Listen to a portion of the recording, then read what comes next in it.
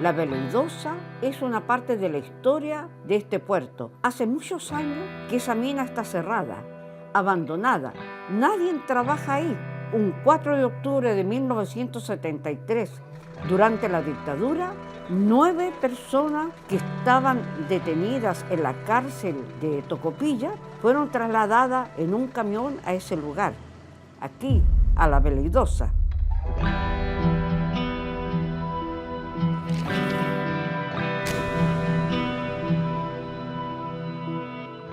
Quienes se encargaron de tomar el control total de la ciudad y obedecer las órdenes entregadas por los jefes militares de la zona, aquí son los carabineros.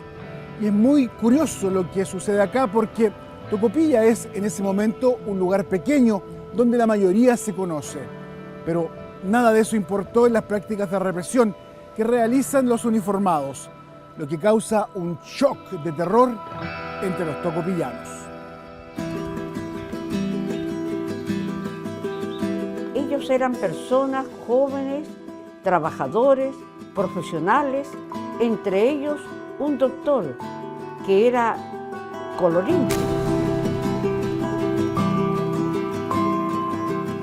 Mi papá fue médico de pueblo. Aquí todo el mundo lo conocía, todo el mundo lo quería. Hasta el día de hoy hay personas que se acercan y me dicen: el doctor Toñola me salvó la vida, gracias al doctor Toñola mi hijo nació. Que además él fue médico en un policlínico de carabineros que había acá. Al comienzo del golpe lo detuvieron.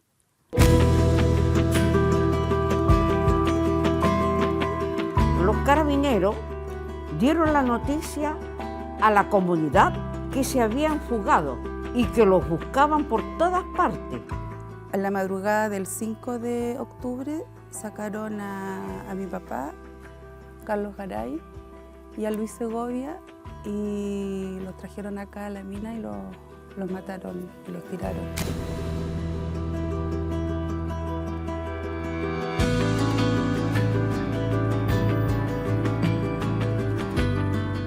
Se pone en conocimiento de la ciudadanía que hoy a las 8:30 horas de la mañana, en circunstancias que personal de las Fuerzas Armadas y Carabineros cumplían una diligencia de la Fiscalía Militar en una mina ubicada a 15 kilómetros al este de Tocopilla, aprovechándose de que este personal desenterraba una gran cantidad de dinamita, los prisioneros se dieron a la fuga hacia el interior de la mina y, a pesar de gritarles alto en reiteradas oportunidades, no obedecieron la orden de detención, motivo por el cual se disparó sobre ellos.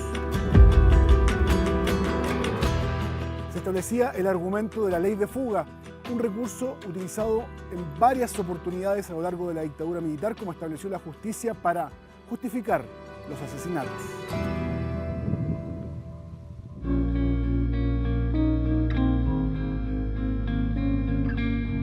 Transcurrió un tiempo de ese asesinato. Unos pirquineros que andaban buscando algunas vetas buenas de oro sacaron los tablones que tapaban la boca de la mina y se metieron adentro, encontrándose en ese lugar con una horrible escena. Estaban los cuerpos de personas fusiladas, tiradas ahí. Contaron lo que habían visto. Esta noticia corrió por todas partes, por la ciudad. Llegó a oídos de los militares, quienes mandaron a dinamitar la mina para que borrara todo testimonio de este horrible crimen. Era distinto lo que pasaba en algún momento en Chile, que era el dónde están, ¿no? Sí, nosotros, entre comillas, tuvimos la suerte de que sabíamos dónde estaban, además que era un secreto a voces de Tocopilla. Sabían que en esta mina habían personas que los habían asesinado.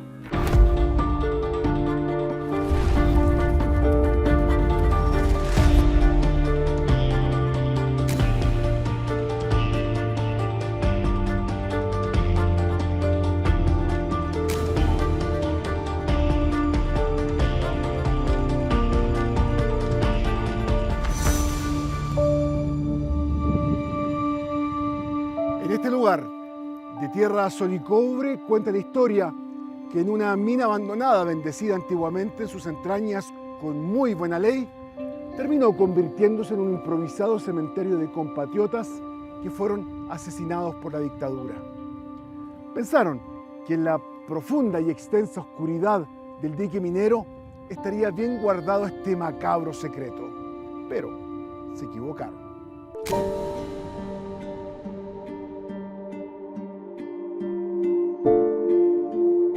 Esta larga historia, dolorosa, pero así sucedió, hasta que después de 17 años, los familiares de estas personas asesinadas y los derechos humanos solicitaron a un juez investigar el caso.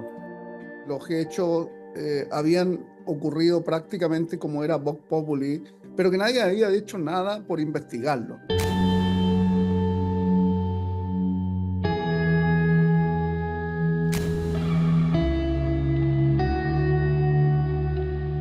Como habían dinamitado la mina, el cuerpo quedó en uno de las vigas y ese cuerpo quedó como ahí colgado. Él no sufrió gran daño, pero todo lo demás eran restos óseos.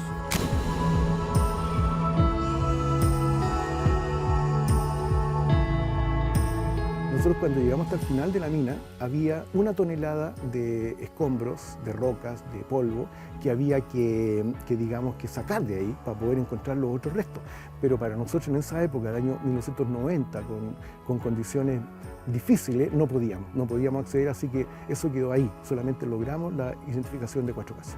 Y me acuerdo que llega la Marisol, entra corriendo así, se tapa la boca y le brillaban los ojitos. Y me dice: encontramos una mano izquierda y estoy segura que es la de tu papá, me dijo, porque es una mano muy bien cuidada como de mano de doctor.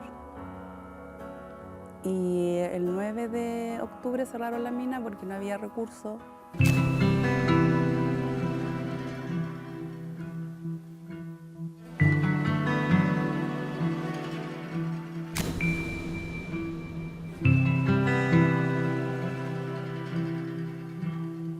Se hicieron los análisis y se logró identificar a 4 de ellos, quedando aún 3 que no aparecen.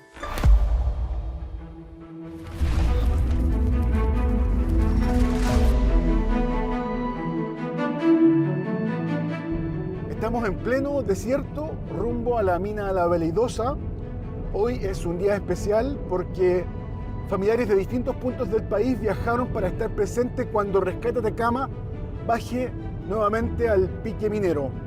Un momento simbólico, un momento especial en el que queremos estar presentes.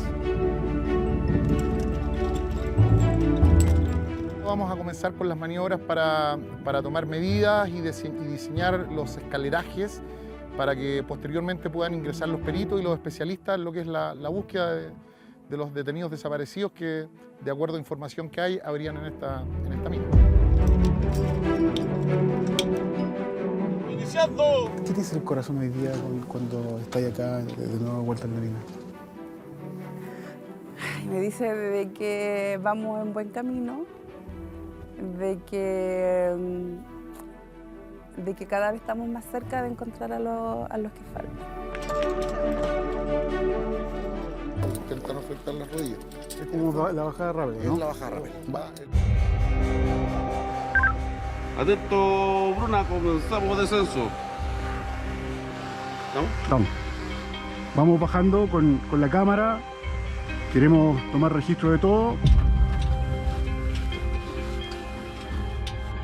Estoy colgado porque el túnel es mucho más ancho. Donde te dicen vamos a buscar personas que fueron asesinadas, creo que es radicalmente distinto. Recién el año pasado se dictaron la mayoría de las condenas por las violaciones a los derechos humanos ocurridas en Tocopilla. Se van a cumplir 51 años y hoy el plan de búsqueda trabaja en 47 sitios de interés a lo largo de todo Chile para intentar reconstruir las historias de estos compatriotas y llegar al fondo de cada caso. Aquí en Tocopilla, en 1990, identificaron los cuerpos de 4 chilenos dentro de la Veleidosa, pero hasta el día de hoy no hay certeza de cuántas personas perdieron la vida en este lugar. Ahora seremos testigos de los nuevos trabajos en terreno al interior de la mina.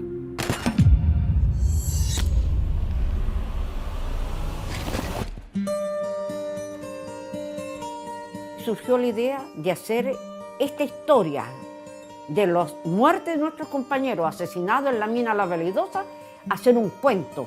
¿Por qué un cuento? Yo pensé que un cuento es más fácil que el joven se entusiasme en leerlo. Nos interesa mucho que la juventud, especialmente la juventud, tome conciencia qué es lo que sucedió aquí en Tocopilla para la dictadura, pero que tomen conciencia qué son los derechos humanos, para qué sirven, por qué tenemos que conocerlos, respetarlos y difundirlos.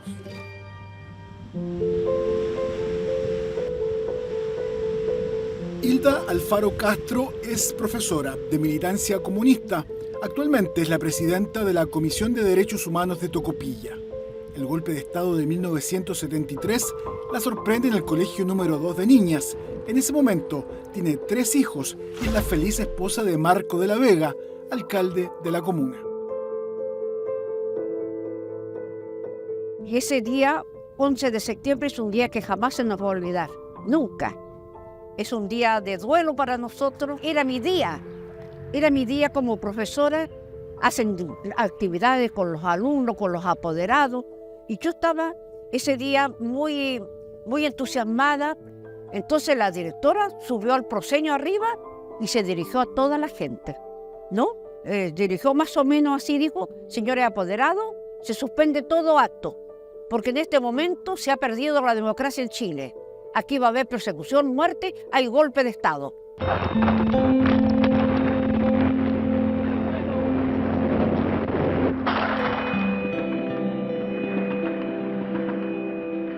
Y lamentablemente no se equivoca la directora.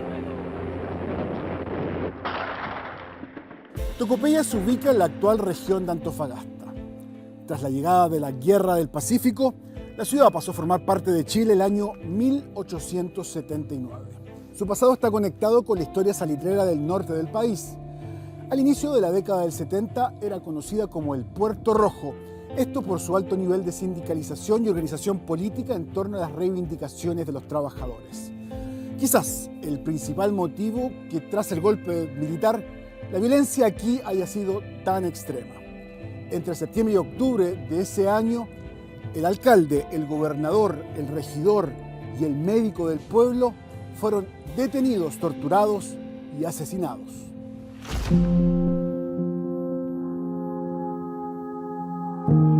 Él siguió viniendo a la municipalidad. Siguió viniendo hasta el día, eso fue 11, 12, hasta el 13.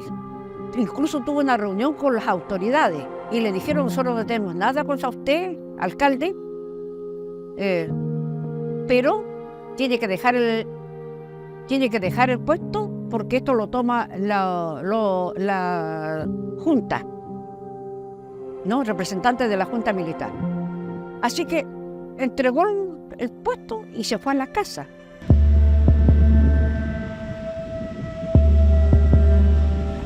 Como a la 1 de la mañana, más o menos, golpean la puerta, pero golpes terribles. Y dijo: no, yo voy a abrir. Y entra, cuando siente, se abre la puerta hasta atrás, fuerte, así la tira en la puerta, y dice: Marcos de la Vega queda detenido. Lo trajeron aquí a Carabineros, después los pasaron a la cárcel. En la cárcel pública consigue un permiso de 10 minutos para hablar con su esposo. Hilda aún no tiene conciencia de la magnitud de lo que se vive en Tocopilla. Él me dijo muchas cosas, yo no lo interpreté, no lo entendí. Me dijo que yo me fuera al banco, cuando saliera de aquí, me fuera inmediatamente al banco y sacara el dinero que estaba ahí y que yo me fuera a Santiago. Pero ¿cómo se te ocurre que me voy a ir si tú estás detenido? Le dije yo le dije: pero ¿por qué los llevan a Antofagasta? No. Dijo, a consejo de guerra.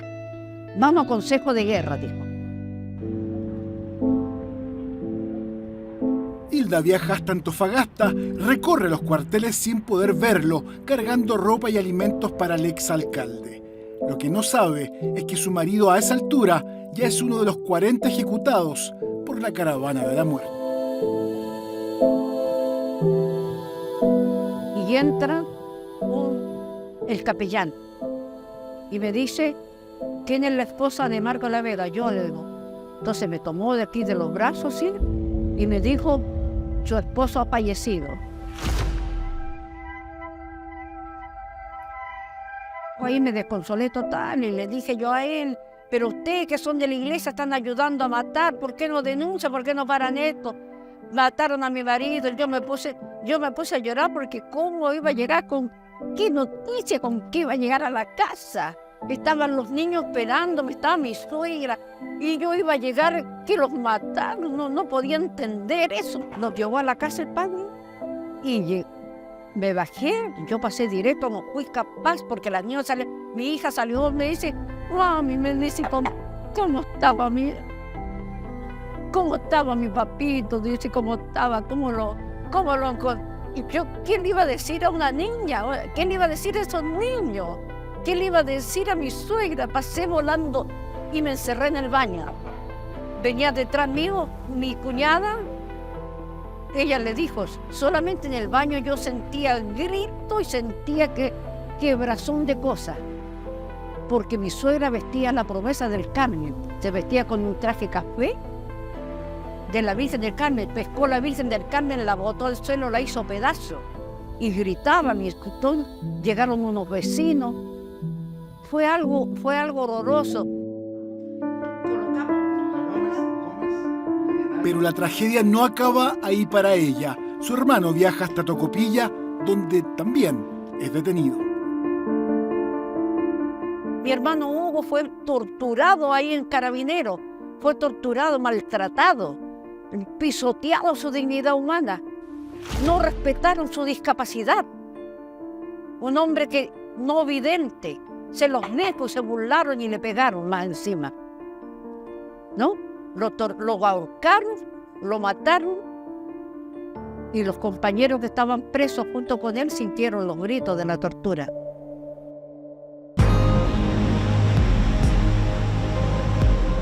Parte de las 31 personas que son asesinadas por la dictadura militar en Tocopilla. Para Hilda vendrá una amarga detención, la pérdida de la nacionalidad chilena y luego el exilio junto a su familia en Holanda. Pero volvamos a ese septiembre de 1973, que sigue oscureciendo la vida de muchos en este pueblo. Luego de haber pasado por el cuartel de Carabineros y la cárcel pública de Tocopilla, al menos 6 personas fueron trasladadas por la policía uniformada hasta aquí, la mina La Veleidosa, ubicada a unos 15 kilómetros de la ciudad. Como ven, es un sector solitario y de difícil acceso. No hay certeza de lo que aquí ocurrió, pero 2 de ellos fueron asesinados y trasladados hasta la morgue. Los demás fueron lanzados al interior de la mina. Entre ellos el doctor de Tocopilla. Pero ¿quién es Claudio Toñola Ríos? En 1962 llega a trabajar al hospital Marcos Macuada. No tarda mucho en ser contratado como médico oficial de Carabineros. Poco antes del golpe de Estado es elegido secretario general del Partido Socialista. Son algunos de sus propios pacientes quienes lo toman detenido. La historia con la mina partió cuando yo tenía 7 años. De repente, como hubo mucho movimiento, llegó un señor a los días después y le dijo a mi abuela, a la mamá de mi papá, algo. Yo estaba escondida mirando y mi abuela sentada en su sillón, mi abuelo, y este señor frente a ella y le dice algo y se tapa la cara y grita.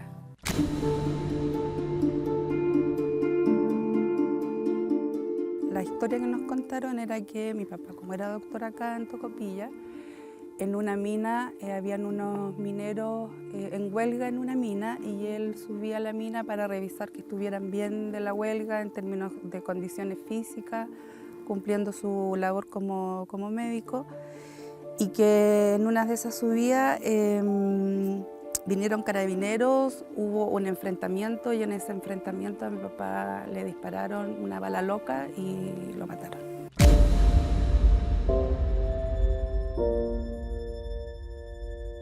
La primera de muchas mentiras que a lo largo de su vida escuchará Paola sobre la muerte de su papá en Tocopilla. En la madrugada del 5 de octubre sacaron a mi papá, a Carlos Garay y a Luis Segovia, y los trajeron acá a la mina y los mataron y los tiraron. Y el 6 de octubre salió un bando de los militares diciendo de que un operativo para sacar armas que estaban escondidos acá, y entre medio del operativo se intentaron fugar, donde se dio de baja a Freddy Navarro y a Reinaldo Pruneda, y los otros 3 se arrancaron hacia el interior de la mina y están fugados. Esa era la historia oficial, digamos. Otro engaño que mantendría a Paola a lo largo de los años, con dudas sobre el paradero real de su padre, hasta entonces detenido, desaparecido. Aquí no solo se mataron a personas, sino que es la forma. Aquí fueron brutales, porque además como que ellos, los carabineros, los que estaban en esa época, por lo que hemos ido recopilando de los testimonios y todo, ni siquiera se preocuparon de que fuera todo tan tapado. Hicieron muchas cosas brutales a vista paciencia de las personas que vivían acá, y era para que todos tuvieran miedo. Pero un antecedente se convierte en un rumor a voces en el pueblo. En ese dato, su madre deposita siempre muchas esperanzas. Nosotros siempre supimos que estaban acá, porque mi mamá vino a Tocopilla por ahí por noviembre del 73 a ver qué pasaba con el papá. Por supuesto que no pudo hacer nada. Y ahí unos pirquineros le dijeron, su marido está en la mina, consiga permiso y nosotros sacamos los cuerpos.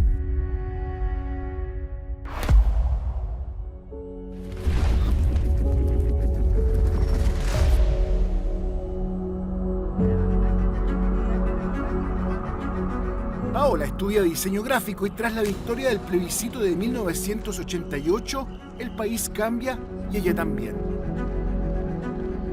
Está decidida a poner todas sus energías en encontrar a su padre. Con mi mamá vinimos a Tocopilla y apareció este pirquinero, que además estaba dispuesto a dar declaración judicial porque se necesitaba una declaración judicial.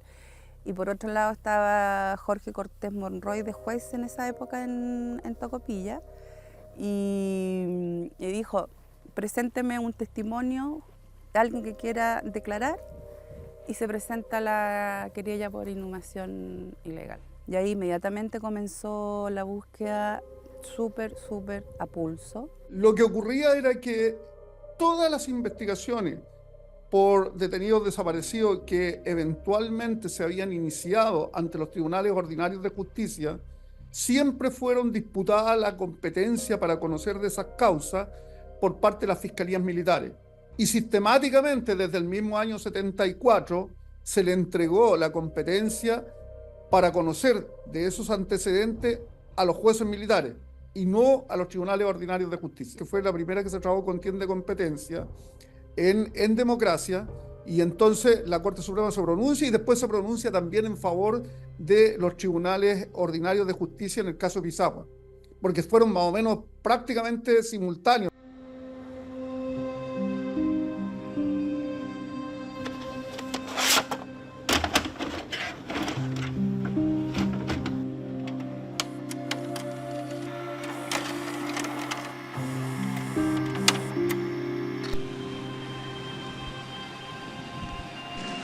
Con la competencia para investigar, el juez Cortés Monroy direcciona las pericias hacia la mina.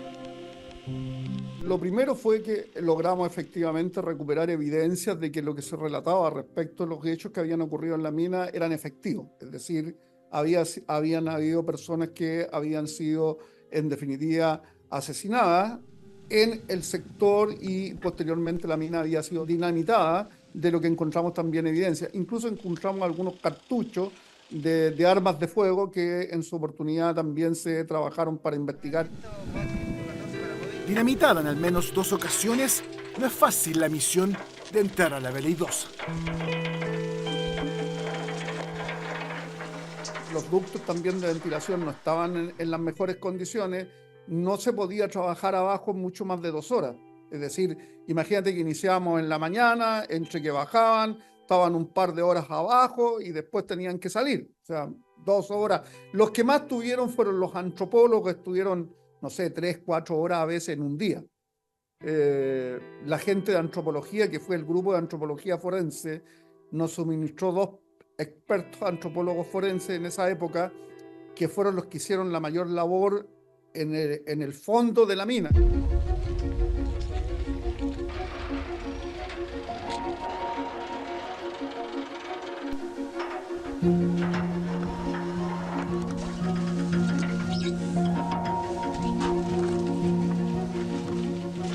Hola, mi nombre es Elías Padilla Ballesteros, soy antropólogo y formé parte del grupo de antropología forense en los años 89 hasta el año 94 prácticamente. Elías tiene los recuerdos de aquellas jornadas a flor de piel. Bajaban en una serie de condiciones muy precarias, con sogas, con todo, bajábamos, sin oxígeno y todo era en condiciones muy difíciles.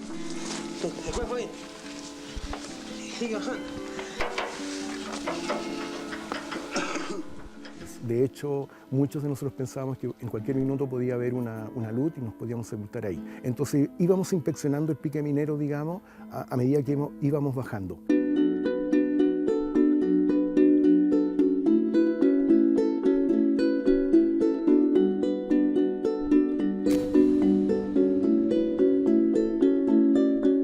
Estábamos conscientes porque nos advirtieron de que la mina se podía derrumbar, porque como había sido dinamitada, la historia que se cuenta es que ahí fueron dinamitados 10 o 15 cuerpos, no está muy claro, pero nosotros podíamos trabajar en los niveles en los cuales se podía acceder. Ahora la mina igual tenía otros niveles, tenía otros túneles, entonces era una cosa muy como difícil, muy como complicada. Hola, mira, yo soy María Olga Alemán, soy fotógrafo, reportero gráfico en mucho tiempo y trabajé en la exhumación de la mina La Veleidosa en el año 90. Me tocó para el tribunal ser parte de perito fotográfico y trabajé junto con el equipo forense que estaba en ese momento.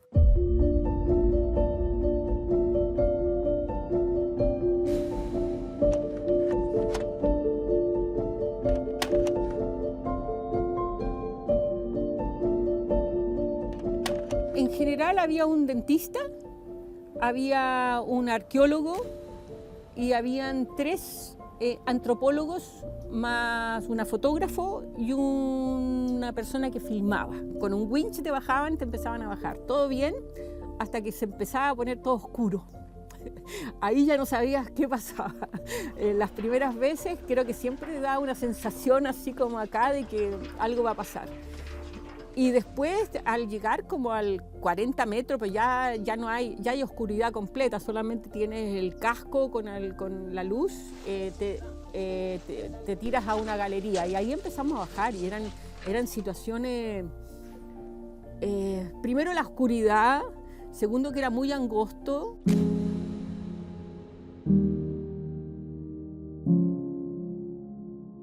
Pero todo aquello no es impedimento para María Olga. Pronto se gana el reconocimiento de los pirquineros de la zona. En ese minuto estaba la gente de las ollas comunes, de la agrupación de detenidos desaparecidos de allá, todo haciendo una situación de apoyo. Entonces había una cocinería afuera, nos llevaban agua, pero nosotros se bajaba con mineros y con el equipo de forense. ¿Cómo te decían ahí? La lagarta, los mineros así me dijeron la lagarta, porque además que soy chica y era más flaca, entonces parecía que andaba así por entre medio e incansable, ¿sí? No, nunca me quejé, nunca dije no puedo, aunque a veces ya no podía más. Llega la democracia y Tocopilla rompe las cadenas del miedo. En todo el país reproduce las proclamas ¿Dónde están?, como un estandarte en materia de derechos humanos. Pero aquí muchos saben dónde están. Tienen conciencia que hay víctimas en las entrañas de la mina La Veleidosa. Es un secreto a voces entre los tocopillanos. La justicia comienza a indagar en la medida de lo posible, pero mientras los familiares tienen la convicción que las denuncias de los pirquineros son reales. Los nuevos tiempos permiten ingresar a pulso a las profundidades del Pique para encontrar parcialmente la verdad.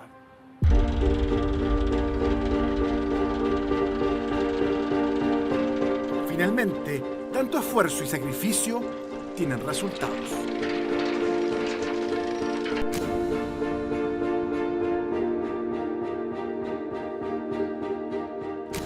El hallazgo del primer cadáver permite dilucidar las interrogantes que aún existen en ese momento en Tocopilla.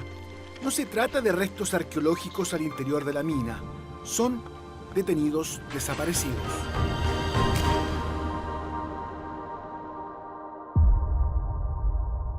En algún momento un minero encontró un cuerpo completo, que era el cuerpo de Carlos Garay, que lo subió, digamos, y después con las perizas supimos que era de Carlos Garay. Él siempre fue muy cariñoso, muy carismático, todos lo querían mucho. Muy Carlito para allá, Carlito para acá, era Carlito para todos. Y yo era su regalona. Él se fue a trabajar a Antofagasta, a Vialidad. Desde ahí supimos que, pero lo fuimos a visitar, me acuerdo, que lo fuimos a visitar porque él estaba ahí en Antofagasta, fuimos con mi mamá. Y esa fue la última vez que lo vimos allá en Antofagasta. Después supimos que se fue a Tocopilla y se estaba trabajando como supervisor de Cobrichuqui, ahí en Tocopilla.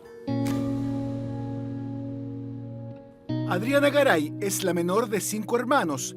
Tenía 14 años de diferencia con Carlos. Recuerda que desde que se va al norte, todos los meses llega un giro con dinero hasta la comuna de San Miguel para que a la familia no le falte nada. Mi hermano llegó al PC por razones laborales, por entrar a trabajar y tener un buen pasar. Que él siempre nos decía, no, si yo me los voy a llevar a vivir a Tocopilla, allá vamos a estar bien, decía él. Pero ni mi mamá ni mi papá pertenecían a ninguna parte. Mi mamá era auxiliar de enfermería y mi papá era un carpintero. Y no tenían partido político.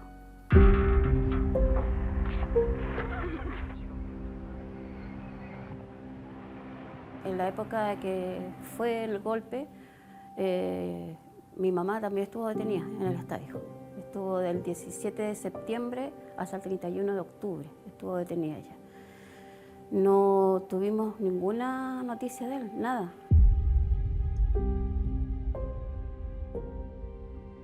Hasta en febrero del 74 que mi papá pudo viajar al norte y le avisaron que lo habían detenido. Adriana tiene en aquel entonces 11 años, pero recuerda la angustia familiar en ese momento al no tener noticias de su hermano. Los únicos antecedentes son nuevamente este comunicado oficial indicando la fuga hacia el interior de la mina cuando personal policial supuestamente busca explosivos escondidos en la zona. Mi mamá viajó a Argentina a buscarlo, a Luján viajó. Y había un Carlos Garay, pero no era Carlos Garay. Después viajó a Perú también. Lo buscó en el Ministerio de Defensa. Cuando iba a la Cruz Roja la trataban muy mal a mi mamá, muy mal. No, que anda buscando a esa gente que hizo tanto daño y la trataron demasiado mal.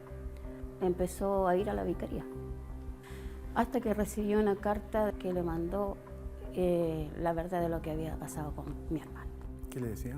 Le dijo que él había estado en la cárcel con él, que él no dimensionaba lo que le iba a pasar, porque este caballero le dice que Carlito tenía una mente muy limpia, era muy bueno de corazón, le dice a mi mamá, y él no dimensionaba que podían matarlo. Carlos Garay tiene 25 años al momento de ser asesinado. Es el único cuerpo que casi de manera íntegra se logra extraer desde la mina en el año 90. Accedemos a parte del registro audiovisual de aquel entonces, que es documentado por los peritos forenses para la carpeta investigativa de la justicia. Imágenes rescatadas del expediente, nunca antes publicadas. Muchas gracias por venir a nuestra casa. Son imágenes sensibles, de un valor histórico imponderable. Dan cuenta de los restos de 4 personas encontradas al interior de la BLI-2.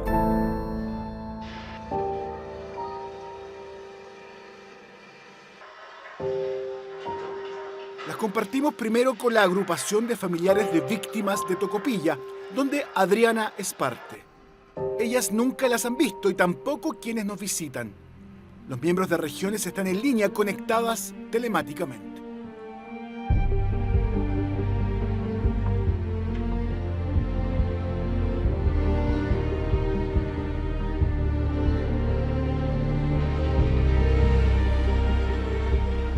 Juntas toman una decisión indubitable.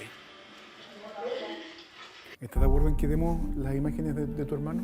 Sí, yo quiero que se difunda porque yo quiero que Tocopilla se vea, se haya una visualización de lo que pasó ahí en esa mina. Y creo que hay mucho más ahí en esa mina que puede salir a relucir.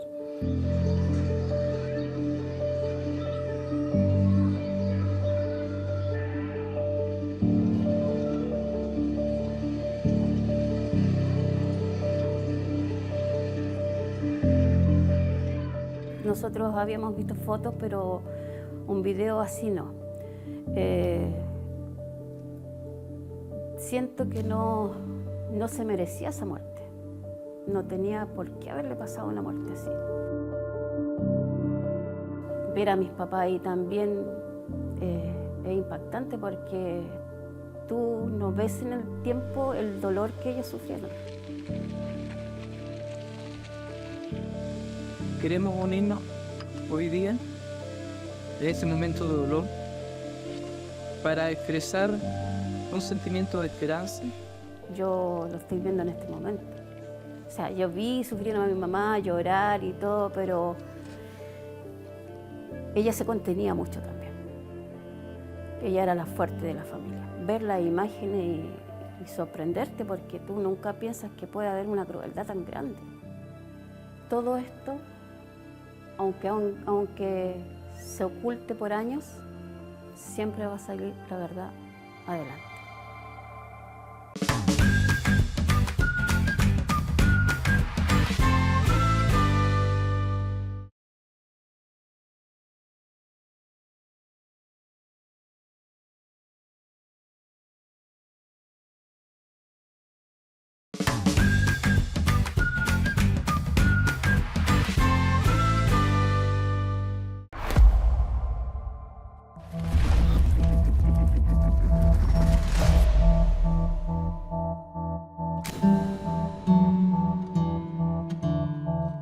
Luego de rescatar el cuerpo de Carlos Garay, siguen los trabajos al interior de la mina.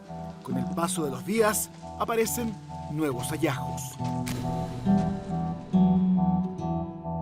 Pero todo lo demás eran restos óseos, pedacitos de diente, algunos falanges, algunas cosas así. No había mucho más, no había más. Y lo demás había que empezar a excavar. No es que se supone, hay certeza de que los cuerpos están ahí. Son más de 20 cuerpos. El último, hallazgo que tuvimos fue la mano empuñada del doctor Claudio Toñola. La comunidad participó entera ahí. En algún momento, cuando se encontraron las identidades, fueron entregadas a los familiares y me parece que ahí hubo por lo menos una ceremonia en la plaza oficial de Tocopilla, con los familiares, con todo, y eso, digamos, fue algo importante. Toda la comunidad estaba movilizada en torno, digamos, a la búsqueda en esa mina, en esa época.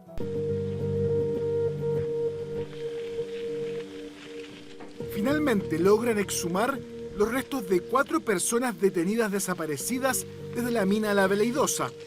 Durante los primeros días de octubre identifican a Carlos Garay Benavides, de 25 años, Luis Segovia Villalobos, 28 años, Agustín Villarroel Carmona, 34 años. Meses después es identificado y entregado a sus familiares para su sepultación Claudio Toñola Ríos, de 42 años. Sabemos que hay más evidencia porque los cuerpos nunca se recuperaron completamente y por lo tanto entonces efectivamente las evidencias debieran estar ahí en la mina.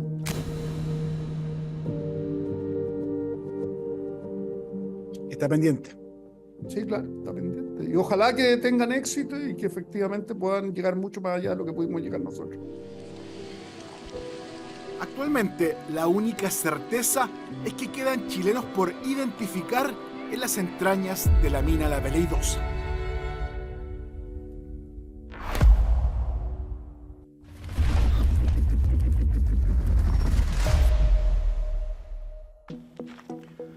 Cuando uno ingresa a la mina La Veleidosa se encuentra de inmediato con esta infografía, que es información del año 1990 de los hallazgos que tienen un detalle. Por ejemplo, lo que se encontró en aquella época, la mano izquierda completa a los 140 metros, fragmentos de fémur a los 200 metros, un cuerpo completo a los 340 metros y se establece una proyección vertical de 600 metros de profundidad. Antecedentes que hoy están siendo ponderados con las nuevas tecnologías porque la proyección es distinta y es parte de esta nueva información que está viendo Rescate Atacama en sus trabajos que hoy realizan en la mina La Veleidosa. Y las labores que estamos haciendo hoy día, esta es ya nuestra segunda visita a la mina. La primera vez hicimos un reconocimiento de lo que es el pique de la mina, hicimos algunos saneamientos que se llama, que es asegurar algunos puntos críticos. Ahora van a ingresar 2 colegas más, ya donde van a empezar a medir y ver dónde vamos a anclar la escalera para ya empezar el proceso de escaleraje, que eso viene más adelante. Referente a estas maniobras, no hay un tiempo marcado para ejecutarla. Sea el tiempo necesario, se toma. Es esencial que la labor de búsqueda esté en ellos, tanto como rescatistas, y en la medida de que la seguridad lo permita, alguien del equipo pericial, porque ellos tienen un conocimiento del trabajo minero que como arqueólogos o antropólogos no lo tenemos. Rescate Atacama es una organización sin fines de lucro con más de 20 años de experiencia especializada en emergencias mineras. Entre sus trabajos destacan las colaboraciones realizadas en el rescate de los 33, aunque su labor aquí, hoy, es muy distinta. Y encontramos algún rescatista, encuentra algo relevante, él pasa directo a entregar la información, ya no la conversa con nosotros, para que la información no se distorsione o se malinterprete. Así que esa es la forma de trabajar, ¿ya? Y tratar de no inmiscuirlo muy sentimentalmente con ellos. Mantener en el fondo la concentración. Correcto. Comenzando descenso. Y es que en cada bajada a la mina los familiares están presentes. Vuelve a surgir en ellos la esperanza, la fe, en que emerjan más hallazgos desde las entrañas de la tierra.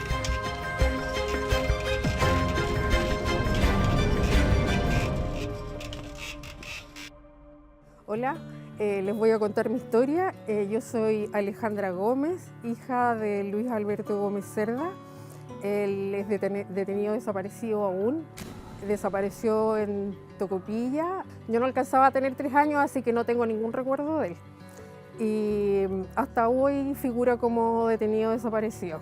Él era dirigente sindical y era supervisor de la planta termoeléctrica de Codelco. Se presume que puede estar en la mina, en la Veleidosa, ¿no? No hay certeza de dónde está. Se presume que puede estar en la Veleidosa. Alejandra es la presidenta de la agrupación de familiares de víctimas de Tocopilla. Representa a una segunda generación de búsqueda. No tengo recuerdo de nada, ni siquiera me acuerdo de mi papá. Después de que volvimos de Tocopilla, mi mamá era hija única y nos pusimos a vivir con mis abuelos maternos. Y eran, ¿cómo puedo decir la palabra? Ultra pinochetistas. Entonces en la casa no se podía hablar de mi papá, no se podía tener una foto de mi papá. Y salí del colegio con la misma historia, inventando que mi papá se había muerto en un accidente. Hasta cuarto medio, o sea, mis compañeros de colegio no tenían idea. Y porque siempre me lo tuve que guardar, porque era prohibido hablar de mi papá. Pero al crecer, Alejandra se reencuentra con su historia. Los recuerdos me los he hecho con las fotos, con las historias, y todo lo que sé ahora acerca de esto es por relatos de otras personas y porque yo he investigado, y de la causa de mi papá es por el expediente de mi papá, que lo he leído, y si necesito saber más me pongo a buscar. Y en ese proceso conoce a las integrantes de la agrupación que hoy se han vuelto inseparables, todas con la misma historia en común. Nuestro factor común es Tocopilla. Sí, entonces, y ha sido bonito. Ellas son súper preocupadas. No, yo las quiero millones, millones. Sí, me han enseñado también muchas de las cosas que yo no sabía de los procesos, de estas cosas, lo he aprendido a través de ellas. Y así fue como dijimos, no queremos, las agrupaciones no van con nosotros y todo, pero por cosas de la vida conformamos nuestra agrupación.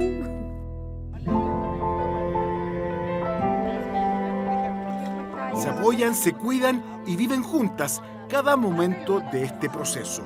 Alejandra vuelve hoy a creer que puede encontrar a su padre, reencontrarse aquí con su historia.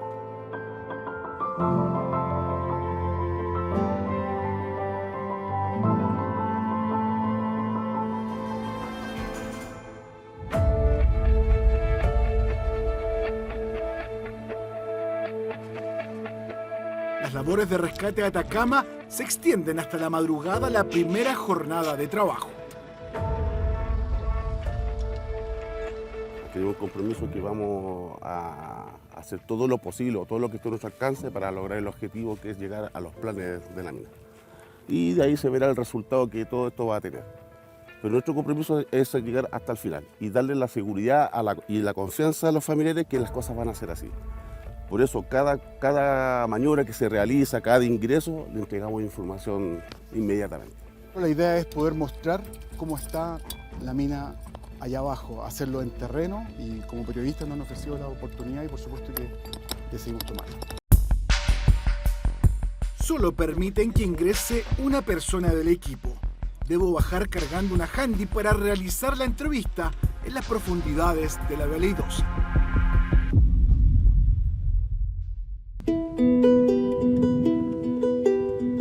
Celinda y Ángela esperan con todas sus fuerzas que la mina les entregue algún rastro de su padre. Estar aquí es para ellas un torbellino de emociones, pero hoy se acompañan como hermanas, pese a que hasta hace muy poco no se conocían. Sí, pues él era... te las traía. Y al final somos como 10 hijos como con 4 mujeres. Y yo siempre pregunté por qué Manuel Muñoz y por qué nunca más lo vi y todo eso. ¿Y qué te decían? Que se había ido, que no estaba con mi mamá, que tenía otra familia. Nunca me dijeron que había muerto.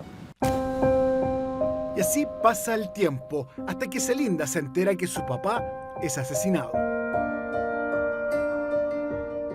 Estaba participando en una juventud cristiana y mi mamá me dijo, no quiere que vayas más allá. Y yo le dije, ¿por qué? ¿Por qué no? Te va a traer problemas. Me dije, ¿pero por qué problemas? ¿O quieres terminar como tu papá? Me dijo. Tenía como 18 años, 19 años. ¿Qué pasa contigo en ese momento? Le pregunté a mi mamá no me quiso contar nada. Y era de las personas que para evadir las preguntas se enojaba. Con el paso de los años, saber sobre su origen toma cada vez más fuerza. Un día estaba trabajando y llegaron los del SML allá y me sacaron sangre. Y ahí había una base de datos y ahí aparecían todas mis hermanas. ¿Y eran cuántas? Muchas. Y después cuando Ángela un día me manda un WhatsApp, ¿y tú quién eres? Yo soy hija de Manuel Muñoz. Yo no sé. ¿Cuándo fue ese WhatsApp? En agosto del 2022. La búsqueda del papá las pone en el mismo camino. Y así nos conocimos y la relación que tenemos es como que nos hubiéramos conocido de toda la vida. Nuestras hijas también, como que se conocen de la vida y uno es el que nos parecemos y todo, pero es una cosa así increíble el haberla encontrado. ¿Por cuánto edad se llevan? Yo tengo 58. Y yo 51. En medio de la angustia de la búsqueda nace una linda historia que para ellas recién comienza. Para mí ha sido así como sanador, reparador, saber que tengo una hermana, que estamos en esto y que llegar hasta ojalá encontrarlo.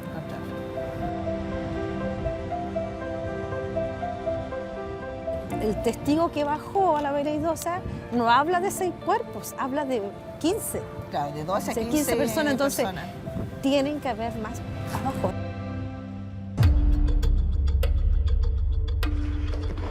Vamos chiquillos, lentamente.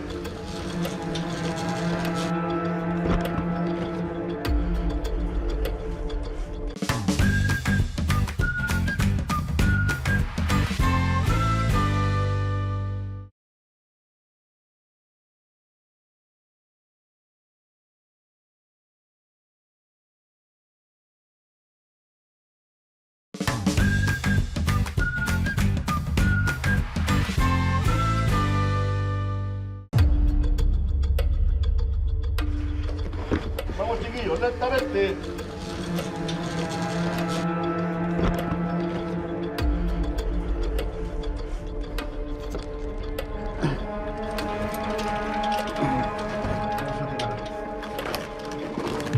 La bajada fue sin mayores complicaciones, pero al momento de empezar a ingresar, uno a la oscuridad máxima de las entrañas de la mina siente de inmediato problemas al respirar porque hay como un polvillo. ¿Y cómo se llama este polvillo que está acá permanente? Chusca. La chusca, que palabra minera, la chusca. Esto que ven acá, se siente de inmediato, que me decía Marcelino, que es parte de lo que sucede cuando está en las minas abandonadas tanto tiempo.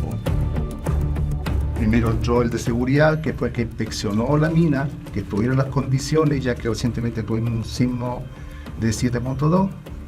Se evaluó, ya estaba en condiciones y se dio el acceso para que entrara 3 rescatistas más, donde venía el encargado de ejecutar las labores de escalerar el pique. Llegamos hasta el nivel 80, 70, 80 ya, y nos encontramos con que las condiciones para seguir avanzando no eran seguras. Calculamos, teorizamos de que el pique no debiese tener 600 metros, sino que solamente aproximadamente 300. Ahí, esa. Claro. Técnicamente deciden en terreno que la búsqueda se realizará desde el fondo y hacia arriba de la mina.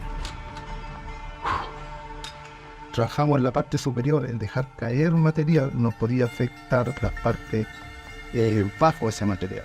Ya, o sea, una caída de roca pequeña suelta a otra roca, esa roca a otra, es como una bolita de nieve que nos puede perjudicar más el fondo de la mina, que es donde queremos inspeccionar. Pero estando bajo tierra, Marcelino me entrega detalles sobre lo que ha sentido el equipo de rescate Atacama al interior de la veleidosa. Donde te dicen, vamos a tocar personas que fueron asesinadas, creo que es radicalmente distinto.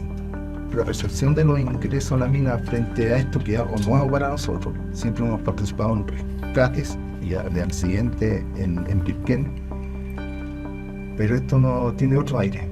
Entonces la mente nos juega con la ilusión de que pudiésemos encontrar algo. Y frente a eso, cualquier ruido extraño, la caída de una roca que donde yo trabajo o donde ejecutamos labores de rescate, entre comillas, normal, ya se nos puede distorsionar y podemos escuchar o entender que fue otra cosa. Una energía distinta que perciben al interior de esta mina. Sí, en el primer ingreso, quienes les tocó entrar los siguientes 30 metros, se sintieron distintos. Ellos se sintieron distintos, sintieron un aire más fresco, ¿ya? Y lo comentamos.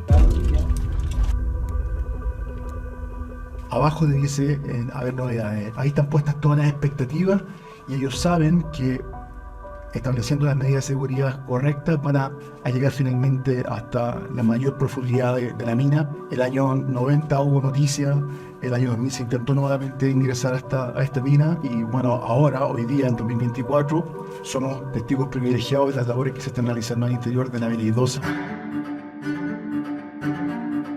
¡Tensar cuerda! Al volver a la superficie, lo primero que uno siente son las familias alentando, esperando que la verdad salga a flote. Los esfuerzos del informe Rettig en el gobierno de Patricio Aylwin, de la Comisión Valech en la administración de Ricardo Lagos y hoy en el Plan Nacional de Búsqueda esperan que medio siglo después llegue la justicia para todos quienes a lo largo de Chile aún no saben dónde están y qué pasó finalmente con sus familiares. Todo un equipo, ¿verdad?, que está trabajando muy articuladamente, área jurídica, área social, área de búsqueda. En el contexto del diseño del Plan Nacional de Búsqueda comenzamos una serie de trabajos, de encuentros, de reuniones con familiares, con organizaciones, los cuales empezaron a alertar respecto de distintos trabajos que fueron quedando pendientes. Por ejemplo, trabajos en terreno, así como también distintas hipótesis de investigación de los procesos judiciales. Las condenas de la justicia en el caso La Vela Idosa, tras el paso de 5 jueces con dedicación exclusiva, recién llegan el año pasado, cuando la mayoría de los uniformados responsables ya está fallecido o inhabilitados a cumplir penas de cárcel. Aquí denuncian, jamás se rompió el pacto de silencio. ¿Por qué es tan importante la búsqueda? 1, porque es verdad. 2, porque es memoria. 3, porque es justicia. Es decir, para que nosotros podamos hablar de nunca más, necesitamos saber qué fue lo que ocurrió. No podemos decir que esto nunca más va a suceder si es que no sabemos qué fue lo que sucedió. Necesitamos acercarnos a la verdad como país, pero también necesitamos entregar esa verdad a la familia. Hoy existen 47 puntos de interés en distintos lugares de Chile. Aquí por ahora finalizan las nuevas labores al interior de La Vela Idosa. Queda mucho trabajo pendiente. Solamente le pedimos a ustedes que tengan un poco de paciencia porque esto es un trabajo lento, porque tiene que ser algo seguro. Los creyentes que tengan fe que esto va a llegar a buen fin. Otras veces nos hemos devuelto, nosotras al menos las tres, con un vacío, con una sensación de vacío. Porque en la casa de las chiquillas saben que su familia todavía queda parte de ellos ahí. Nosotras no, todavía estamos con esa incertidumbre. Entonces nos devolvíamos siempre las tres así con esa sensación de vacío. En cambio, ya estas últimas 2 diligencias ha sido lo contrario. Tenemos la esperanza de que estén ahí, el compromiso de los chiquillos del rescate Atacama, pero el 1000%, y eso se agradece. Y eso también nos permite a nosotros irnos con la tranquilidad de que nos vamos con el corazón y la sensación de más esperanza y el corazón más lleno.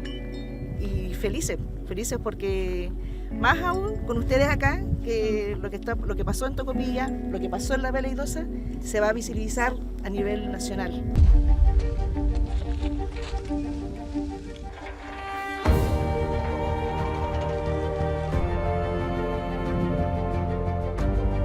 En 1973, La Vela Idosa es utilizada para ocultar crímenes de lesa humanidad durante la dictadura militar.